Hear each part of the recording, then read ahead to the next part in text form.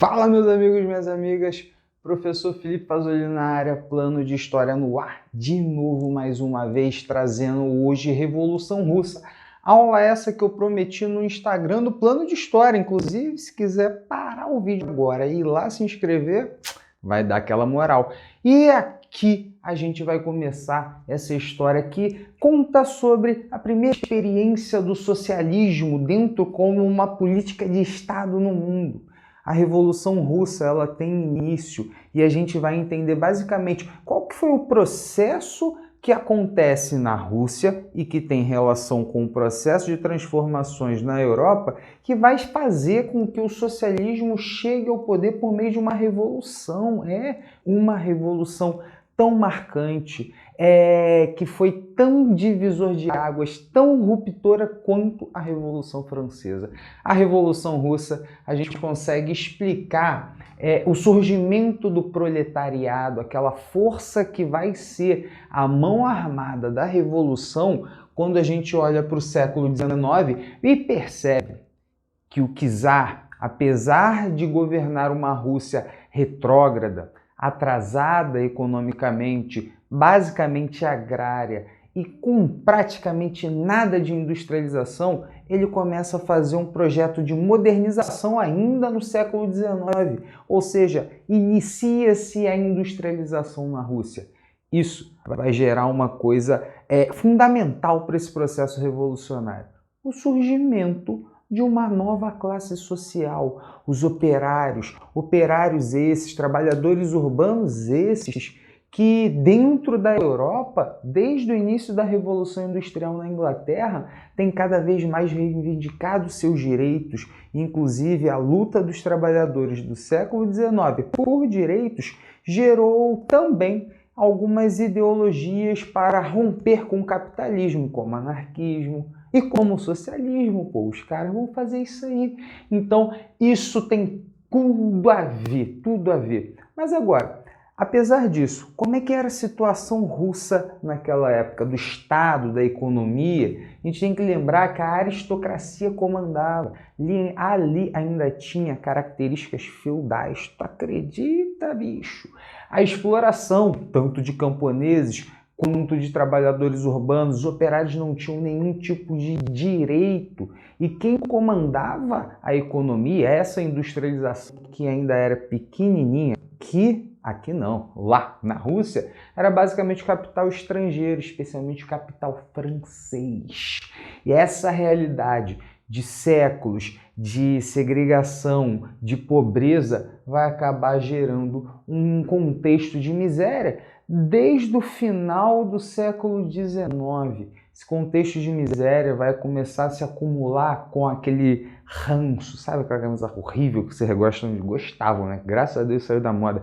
É ranço. Então, isso vai acabar gerando ranço na população, inclusive vai gerar o surgimento de grupos políticos, como, por exemplo, os do Partido Social Democrata Russo, que vão surgir dois grupos que vão aparecer aqui, os mencheviques e os bolcheviques. Até onde eu fui, foi? Espero que sim. Essa parte é importante para você entender. E lá no início do século XX, em 1905, a Rússia se mete numa guerra contra o Japão, cara. Japão em pleno processo expansionista, Japão armado até o dente, e a Rússia entra numa guerra e a derrota certa, de fato, acontece. Essa derrota para a Rússia, ela vai abalar muitas estruturas, inclusive vai ser vai ser, na verdade, a cereja do bolo de um contexto de revolta social na cidade de São Petersburgo,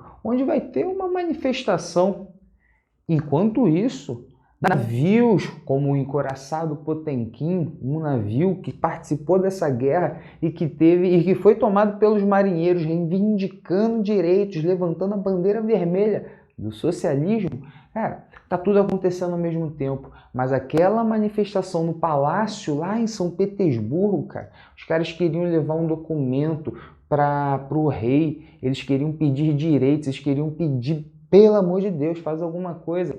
Mas eles foram recebidos a tiro, a espadada, teve um massacre, e esse dia ficou conhecido como Domingo Sangrento. Balançou tantas estruturas que o próprio czar russo vai criar a Duma, que é uma espécie de parlamento, de assembleia, e também os sovietes, Conselho de Trabalhadores, tipo uma reunião de trabalhadores, de cidadãos, né, indivíduos das comunidades eleitos, e que debaterão sobre esses assuntos e farão parte da estrutura de poder em breve. 1905 vai ser um ano quente por esses motivos. 12 anos se passam até o início da Primeira Guerra Mundial e isso vai mudar muito nesse processo, que apesar dessa aparente concessão do rei aqui, uma criação de um parlamento, ele era absolutista, apesar dessa aparente concessão, isso aqui é tudo, não levem tanto a sério, porque de fato, nesses 12 anos, a Duma ela praticamente não conseguiu governar com uma certa independência. O governo de fato ainda estava na mão do imperador, e isso aqui foi só para acalmar os ânimos. Por isso que no andar da Primeira Guerra Mundial a situação piora cada vez mais por consequência da participação russa no conflito. Ali a pressão popular, a revolta popular já está tão grande, inclusive nas linhas de frente da Rússia, que, cara, o czar não vai ter como segurar aquela barra que é governar a Rússia diante de tanta pressão popular.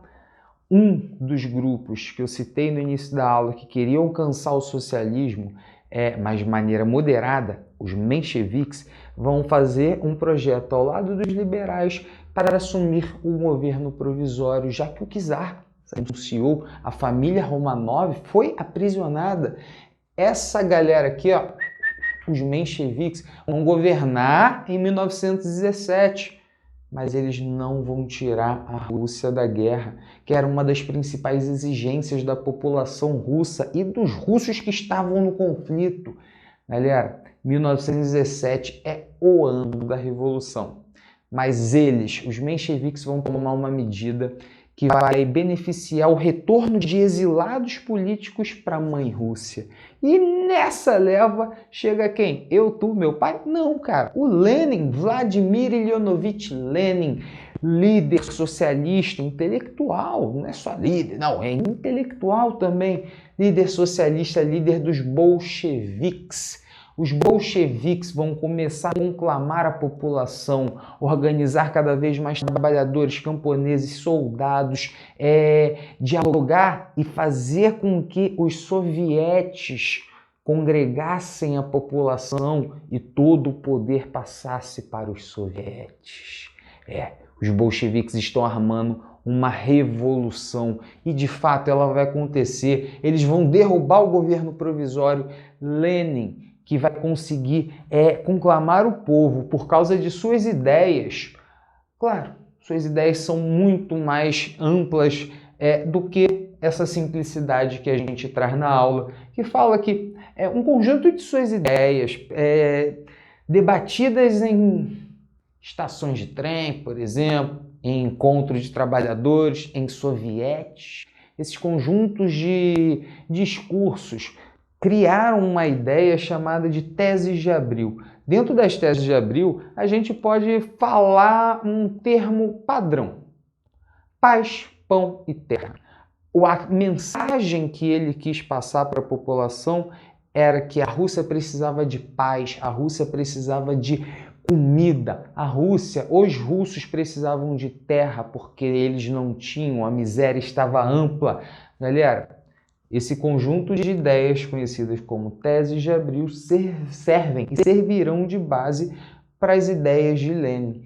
E ele começa a explanar isso para a galera, explana isso para todo mundo. Isso vai fazendo com que a população fique em ebulição e a revolução vai ser concretizada, como eu tinha dito. A partir desse momento, as primeiras medidas vão ser tomadas. E com uma das principais coisas era basicamente a saída da guerra, Lenin, líder da Rússia neste exato momento, faz o Tratado de paz com a Alemanha, o famoso Tratado Brest-Litovsk. Tratado Brest-Litovsk é um tratado diretamente com a Alemanha, porque a Rússia e a Alemanha na Primeira Guerra Mundial eram os principais frentes de batalha, um contra o outro praticamente. Como a Rússia não poderia virar as costas no meio da guerra, o que eles vão fazer? Tem que fazer um acordo de paz com o seu principal rival. E esse acordo de paz, a Rússia concedeu territórios à Alemanha. A Alemanha se estabacou depois que perdeu a Primeira Guerra e toda a culpa caiu em cima dela, né? Se ferrou. Mas a Rússia perdeu territórios. Perdeu territórios. Mas esse acordo tirou a Rússia da guerra. Isso é um grande avanço. E um passo para o socialismo a gente vê nas estatizações de empresas privadas e a gente vê na reforma agrária, na distribuição de terras. Galera, isso tudo vai causar um alvoroço no mundo capitalista. Por isso que uma outra característica que vai perdurar ao longo de toda a história russa, soviética no caso, vai ser basicamente a militarização. A militarização começa com a formação do Exército Vermelho, o Exército Revolucionário, e também o histórico do século XX da União Soviética, você já deve ter ouvido falar da Guerra Fria, a corrida armamentista, a corrida espacial. Isso tudo é um efeito desse início do processo de militarização para proteger a revolução que está feita nesse exato momento, mas ela ainda não se segura. A Rússia vai entrar em guerra civil, os primeiros anos vão ser difíceis, os capitalistas vão invadir a Rússia para tentar resgatar os Romanov e tentar acabar com a revolução, mas apesar disso tudo, no final vai dar certo. Mas em 1989, 90, 91, a nossa boa e velha União Soviética, que é formada aqui, ela se desintegra por um monte de fatores que não cabem a essa aula, porque ela está acabada nesse momento. E antes de tudo, dá o pause. Gostou da aula? Dá aquela curtida. Valeu, meus amigos e minhas amigas. Se cuidem, siga Planos de História no Instagram, se inscreva, faça tudo. Fui!